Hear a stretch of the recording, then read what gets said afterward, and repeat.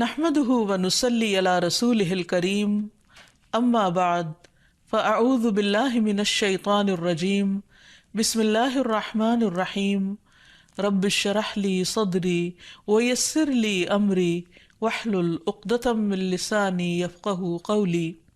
السلام علیکم ورحمۃ اللہ وبرکاتہ۔ ناظرین، پروگرام دعا کیجئے کے ساتھ آپ کی خدمت میں حاضر ہیں۔ آج ہم انشاءاللہ آپ کے ساتھ گھریلو پریشانیوں سے نجات حاصل کرنے کی دعائیں شیئر کریں گے۔ اس موضوع پر آپ سے گفتگو ہوگی کہ کس طرح ہم اپنے خاندانی زندگی کو، اپنی معاشرتی زندگی کو خوشگوار بنا سکتے ہیں اللہ سبحانہ وتعالیٰ کی مدد کے ساتھ۔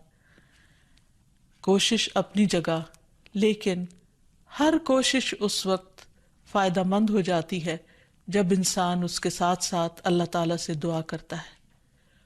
حدیث میں آتا ہے کہ اللہ سبحانہ وتعالیٰ کے نزدیک دعا سے زیادہ معزز اور کوئی چیز نہیں، یعنی سب سے زیادہ اللہ تعالیٰ جس چیز کو بندے کی ویلیو کرتے ہیں وہ دعا مانگنا ہے۔ اسی طرح ایک اور حدیث میں آتا ہے کہ دعا کرنا افضل عبادت ہے، یعنی انسان جب اللہ تعالیٰ کے آگے ہاتھ پھیلاتا ہے، اپنے دل کی پکار اپنے رب کو سناتا ہے، تو دراصل وہ عبادت کی حالت میں ہوتا ہے اور ایک افضل عبادت کر رہا ہوتا ہے۔ اس لیے کثرت کے ساتھ دعائیں کرتے رہنا چاہیے، لیکن یاد رہے کہ دعا کرنے سے پہلے اللہ سبحانہ وتعالیٰ کی تعریف ضرور کی جائے۔ اس سلسلے میں تعریف کے بے شمار کلمات ہمیں احادیث کی کتابوں میں ملتے ہیں۔ انہی میں سے ایک آتا ہے کہ آپ صلی اللہ علیہ وسلم سے سوال کیا گیا کہ کون سا کلام افضل ہے؟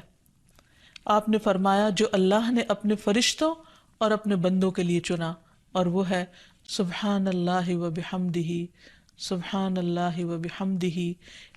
یعنی جب انسان دعا کرنا چاہے تو اس سے پہلے کچھ مرتبہ جتنا اس کا دل چاہے اللہ تعالیٰ کی تسبیح اور حمد و ثنا بیان کرے، اور بار بار تکرار کے ساتھ کہتا رہے سبحان اللہ و بحمدہ۔ اس کے بعد درود شریف پڑھے جتنی دیر پڑھنا چاہے، اور پھر اس کے بعد اپنی حاجت اللہ سبحانہ وتعالیٰ کے سامنے رکھے تو انشاءاللہ اس کی پریشانی دور ہوگی۔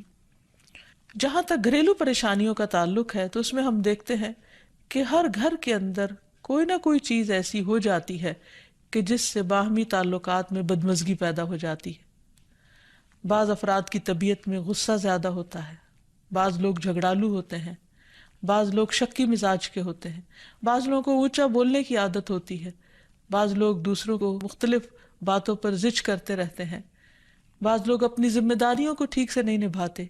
تو یہ تمام چیزیں صرف نہ یہ کہ ایسے انسان کو خود بلکہ اس کے آس پاس رہنے والوں کو اذیت میں مبتلا کر دیتی۔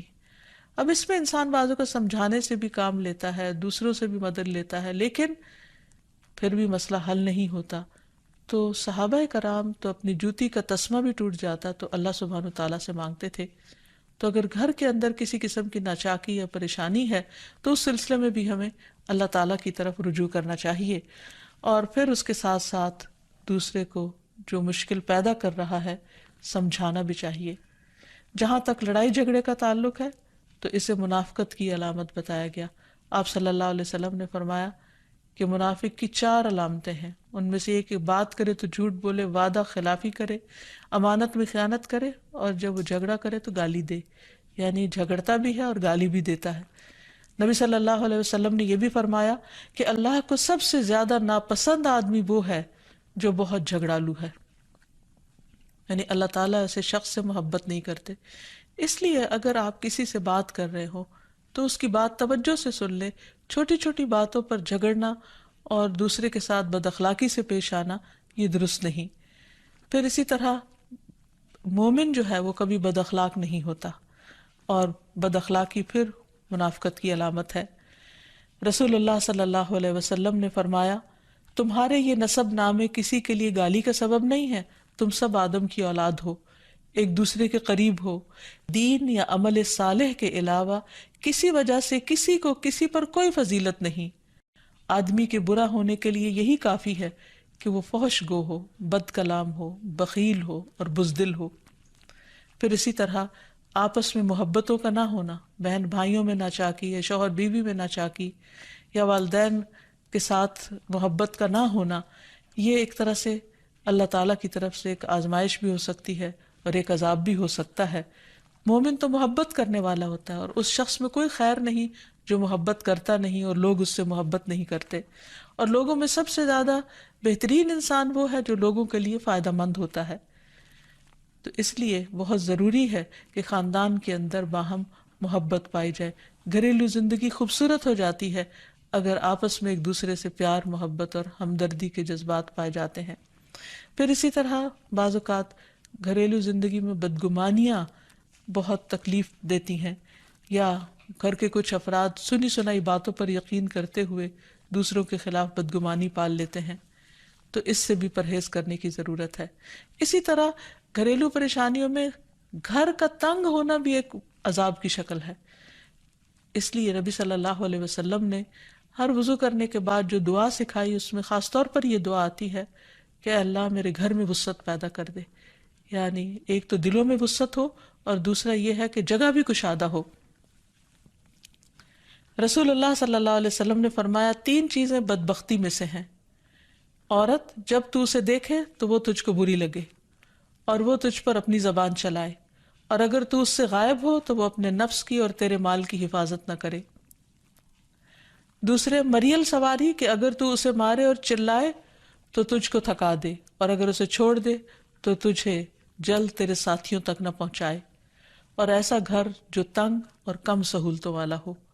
تو اس لیے اگر انسان ایسی کسی تکلیف میں مبتلا ہے تو اس کا حل بھی یہی ہے کہ کوشش کے ساتھ ساتھ انسان دعا کرے۔ اسی طرح خرچ میں کمی، وسائل میں کمی، مال میں کمی، یہ تمام چیزیں بھی عموماً گھروں کے اندر جھگڑے پیدا کر دیتی ہیں۔ کھانے پینے کی قلت، بنیادی ضروریات کا پورا نہ ہونا، تو ایسی صورت میں بھی انسان اللہ تعالیٰ کی طرف رجوع کرے، اور اس کے لیے ساتھ ہی کوشش بھی ضروری ہے۔ کوشش میں سب سے پہلے تو یہ کہ انسان لڑائی جھگڑا چھوڑے، صبر و ضبط کی عادت ڈالے، برداشت اور تحمل کی عادت اپنے اندر پیدا کرے، اپنے اخلاق کو بہتر بنائے۔ ایک حدیث کے مطابق اللہ سبحانہ و تعالیٰ جب کسی گھرانے پر خیر و برکت نازل فرمانا چاہتے ہیں تو اس گھر والوں کے اندر نرمی پیدا کر دیتے ہیں، اور ایک اور حدیث میں یہ بھی آتا ہے کہ جو نرمی سے محروم کر دیا گیا وہ ہر خیر و بلائی سے محروم کر دیا گیا۔ تو اس لیے گھر کے ہر فرد کو اپنے اپنے رویے پر غور کرتے ہوئے اپنے اخلاق کی اصلاح کرنے کی ضرورت ہے، اور دوسروں سے توقعات زیادہ رکھنے کی بجائے اپنا طرز عمل اچھا کرنے کی ضرورت ہے۔ اور گھر والوں کے ساتھ بہترین ہونا نبی صلی اللہ علیہ وسلم کی سنت ہے۔ آپ نے فرمایا تم میں سے بہتر وہ ہے جو اپنے گھر والوں کے لیے بہتر ہو، اور میں تم سب کی نسبت اپنے گھر والوں کے حق میں اچھا ہوں۔ یعنی آپ نے اپنی مثال دی کہ میں سب سے اچھا سلوک اپنے گھر والوں سے کرتا ہوں، تو تمہیں بھی اگر اچھا بننا ہے تو ایسا ہی کرنا ہوگا۔ پھر اسی طرح گھر والوں کو زیادہ سے زیادہ فائدہ پہنچانا۔ حسن بصری سے مروی ہے کہ اللہ تعالیٰ کے نزدیک پسندیدہ بندے وہ ہیں جو اپنے اہل و عیال کو سب سے زیادہ نفع دینے والے ہیں۔ پھر اسی طرح پیار و محبت سے رہنا۔ اگر لڑائی جھگڑا ہو بھی جائے یا کوئی غلط فہمی پیدا بھی ہو جائے تو اس وقت خاموشی اختیار کر لینا، مناسب وقت کا انتظار کر کے اس غلط فہمی کو دور کرنا ضروری ہے۔ پھر اسی طرح اللہ سبحانہ وتعالیٰ نے گھریلو زندگی کو خوشگوار بنانے کے لیے جو بہترین ہدایت ہمیں قرآن مجید میں دی ہے وہ ہے عفو و درگزر سے کام لینا۔ اللہ تعالیٰ فرماتے ہیں یا ایہا الذین آمنوا ان من ازواجکم و اولادکم عدوا لکم فاحذروہم وَإِن تَعْفُوا وَتَصْفَحُوا وَتَغْفِرُوا فَإِنَّ اللَّهَ غَفُورٌ رَّحِيمٌ إِنَّمَا أَمْوَالُكُمْ وَأَوْلَادُكُمْ فِتْنَةٌ وَاللَّهُ عِندَهُ أَجْرٌ عَظِيمٌ۔ اے لوگو جو ایمان لائے ہو، بے شک تمہاری بیویوں اور تمہارے بچوں میں سے بعض تمہارے دشمن ہیں، سو ان سے ہوشیار رہو، اور اگر تم معاف کرو اور درگزر کرو اور بخش دو تو بے شک اللہ بے حد بخشنے والا نہایت رحم فرمانے والا ہے۔ تمہارے مال اور تمہاری اولاد تو محض ایک آزمائش ہے، اور جو اللہ ہے اسی کے پاس بہت بڑا اجر ہے۔ یعنی انسان کو بعض اوقات اپنی ہی بیوی یا بیوی کو اپنے ہی شوہر سے، اور بعض اوقات اپنے ہی بچوں سے یا اپنے ہی والدین سے دشمنی کا اندیشہ ہو سکتا ہے، اور وہ ایک دوسرے کے لیے مصیبت اور بلا ہو سکتے ہیں، لیکن ایسی صورت میں بھی انسان کا گزارا نہیں ہو سکتا جب تک ایک دوسرے کو معاف نہ کرے۔ زندگی کی گاڑی نہیں چل سکتی جب تک انسان دوسروں کے قصور اور غلطیاں ان سے درگزر نہ کرے، کیونکہ ہر انسان کبھی غصے کی وجہ سے، کبھی جہالت کی وجہ سے، کبھی جلد بازی کی وجہ سے، کبھی لوگوں کے اکسانے پر اپنے پیاروں کے ساتھ زیادتیاں کر جاتا ہے۔ تو ایسی صورت میں انسان اگر چاہتا ہے کہ اس کی زندگی خوشگوار ہو تو اسے معاف کرتے رہنا چاہیے۔ نبی صلی اللہ علیہ وسلم کے اخلاق کے بارے میں جب پوچھا گیا تو حضرت عائشہ کہتی ہیں کہ آپ طعن و تشنیع کرنے والے نہ تھے، یعنی طعنے نہیں دیتے تھے، یعنی اگر کسی سے غلطی ہو جاتی تو اسے بار بار یاد نہیں کراتے تھے، فحش کام نہیں کرتے تھے، بازاروں میں چیخنے والے اور برائی کا بدلہ برائی سے دینے والے نہ تھے، بلکہ معاف کرنے والے اور درگزر کرنے والے تھے۔ اور حقیقت یہ ہے کہ جو جس کے جتنا قریب ہوتا ہے، جیسے گھر والے ہیں، اس کی غلطیاں اور اس کی کمزوریاں زیادہ سامنے آتی ہیں، اور پھر وہ ریپیٹڈلی سامنے آتی ہیں، بار بار سامنے آتی ہیں، تو ایسی صورت میں معاف کرنا بھی مشکل لگتا ہے، لیکن پھر بھی معاف کیے بغیر گزارا نہیں۔ پھر اسی طرح یہ ہے کہ انسان اگر ہمیشہ دوسروں کا حق ادا کرنے کی فکر کرے تو اس سے بھی بہت سے جھگڑے ختم ہو جاتے ہیں۔ شوہر اگر بیوی کو حق دینے والا ہو، بیوی خوشی سے شوہر کا حق دینے والی ہو، بہن بھائی ایک دوسرے کے اوپر قربانی کرنے والے ہوں، ایثار کرنے والے ہوں، تو ایسی صورت میں گھر کا ماحول بہت خوشگوار ہو سکتا ہے۔ عورت کے بارے میں فرمایا نبی صلی اللہ علیہ وسلم نے کہ عورت اس وقت تک ایمان کی حلاوت نہیں پا سکتی جب تک کہ وہ اپنے شوہر کا حق ادا نہیں کرتی۔ اسی طرح شوہر کے لیے نبی صلی اللہ علیہ وسلم کا یہ اسوہ حسنہ بہترین ہے کہ آپ صلی اللہ علیہ وسلم اپنے گھر ہوتے ہوئے اپنے گھر والوں کے کام کاج میں ہاتھ بٹایا کرتے تھے، ان کی خدمت کیا کرتے تھے۔ جب نماز کا وقت ہوتا تو فوراً نماز کے لیے تشریف لے جاتے۔ آپ اپنے چھوٹے چھوٹے کام خود کر لیا کرتے تھے۔ یعنی اس سے بھی یہ پتہ چلتا ہے کہ خوشگوار گھریلو تعلقات میں دوسرے پر بوجھ نہ بننا ایک بہت اہم نقطہ ہے، کیونکہ اگر ہر انسان اپنی ذمہ داری خود لے لے تو دوسروں کے لیے وہ خوشگوار ہو جاتا ہے۔ پھر اسی طرح گھر والوں کو اگر کوئی غم، تکلیف یا پریشانی ہو تو اس موقع پر اپنے اختلافات کو بھول کر ان کی مدد کرنا، ان کی کیئر کرنا اور ان کی دلجوئی کرنا، یہ بھی بہت ضروری ہے۔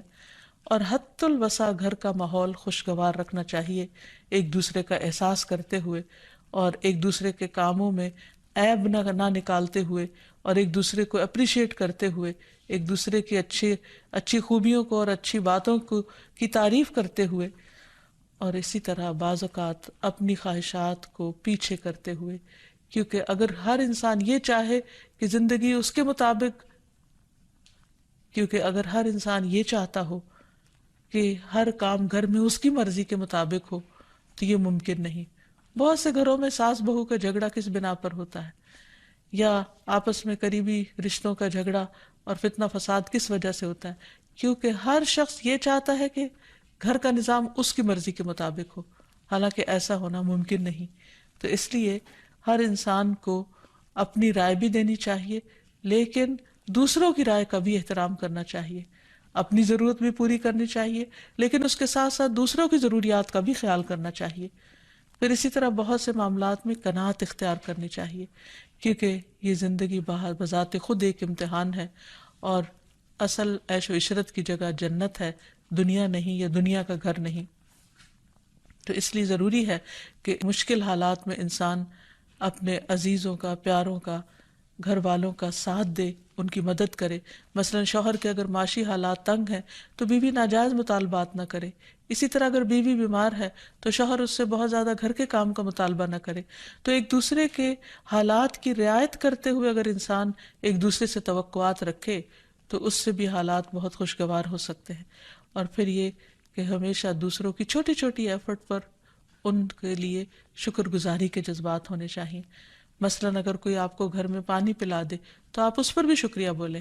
ہم عام طور پر اگر گھر سے باہر کہیں ہوتے ہیں اور کوئی ہمارے ساتھ تھوڑے سا بھی احسان کا معاملہ کرے تو ہم اس کے احسان کو مانتے ہیں، لیکن گھر والوں کا احسان ماننا ایک مشکل کام لگتا ہے. تو اس لیے اگر ہم چاہتے ہیں کہ گھریلو زندگی خوشگوار ہو تو اس میں گھر والوں کے احسان کو بھی ماننا ضروری ہے. اور پھر چھوٹی چھوٹی اذیتوں کو بہت مینشن نہیں کرنا چاہیے، ان کا ذکر نہیں کرنا چاہیے، ان پر صبر کرنا چاہیے. تو جو شخص شکر اور صبر سے کام لیتا ہے اس کی زندگی لازماً خوشگوار ہوتی ہے. لیکن اس کے باوجود بھی اگر گھریلو زندگی میں تنگی ہو، تکلیف ہو، آپس کی ناچاکی ہو، دشمنی ہو، پریشانی ہو، بہت بے چینی ہو، تو پھر اللہ سبحانہ وتعالیٰ ہی کی طرف رجوع کرنا چاہیے. کیونکہ قرآن مجید میں آتا ہے وَإِن يُرِدْكَ بِخَيْرٍ فَلَا رَادَّ لِفَضْلِهِ يُصِيبُ بِهِ مَن يَشَاءُ مِنْ عِبَادِهِ وَهُوَ الْغَفُورُ الرَّحِيمُ. اور اگر اللہ تجھ سے کوئی بھلائی کرنا چاہے تو کوئی اسے ٹالنے والا نہیں، وہ اپنے بندوں میں سے جسے چاہے فضل سے نوازتا ہے اور وہ بخشنے والا اور رحم کرنے والا ہے.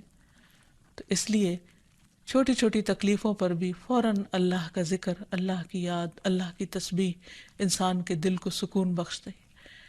اور نبی صلی اللہ علیہ وسلم نے خصوصاً اپنی پیاری بیٹی فاطمہ رضی اللہ تعالی عنہا کو جب وہ گھر کے کام کاج کر کے تھک جاتی تھی، کیونکہ اپنے ہاتھ سے چکی پیستی، اپنے ہاتھ سے آٹا گوندتی، اپنے ہاتھ سے اپنے گھر کے کام کاج کرتی، بچوں کو لک آفٹر کرتی، تو بہت تھک جاتی تھی. اور اسی تھکاوٹ کی وجہ سے انہوں نے ایک دفعہ نبی صلی اللہ علیہ وسلم کے پاس جب کچھ قیدی آئے تو خادم کا مطالبہ کیا، لیکن آپ صلی اللہ علیہ وسلم نے ان کو خادم دینے کی بجائے یہ تسبیحات سکھائی اور فرمایا کہ جب تم اپنے بستر پر جانے لگو تو 33 بار سبحان اللہ، 33 بار الحمدللہ اور 34 بار اللہ اکبر پڑھ لیا کرو.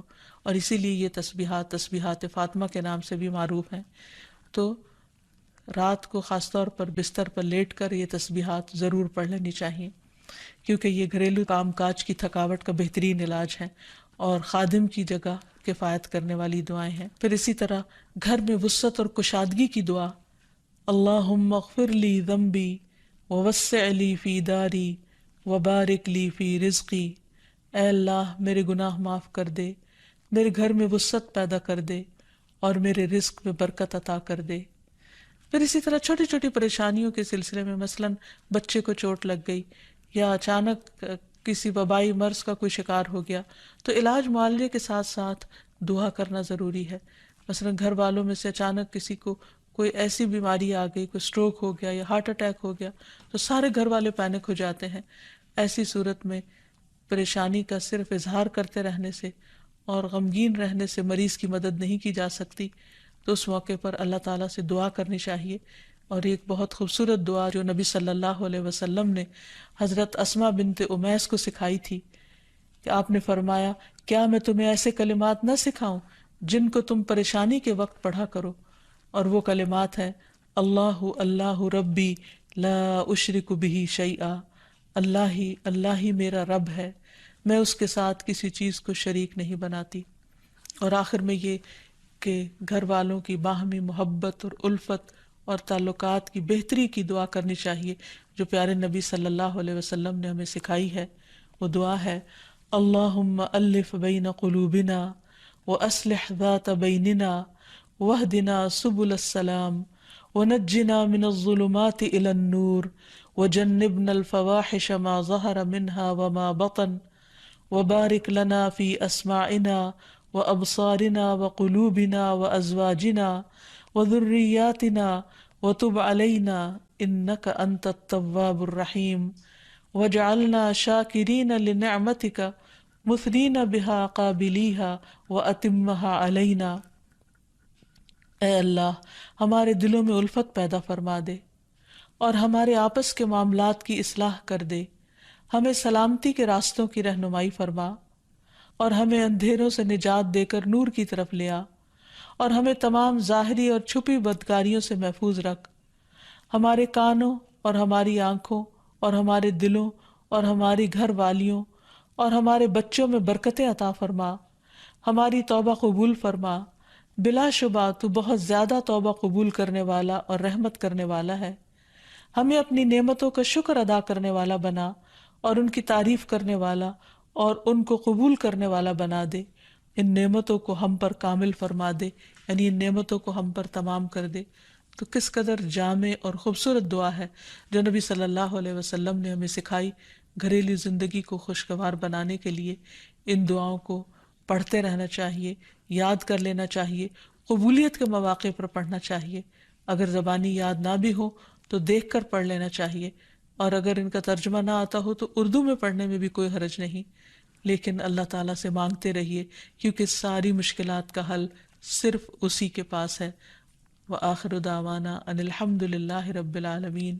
السلام علیکم ورحمۃ اللہ وبرکاتہ۔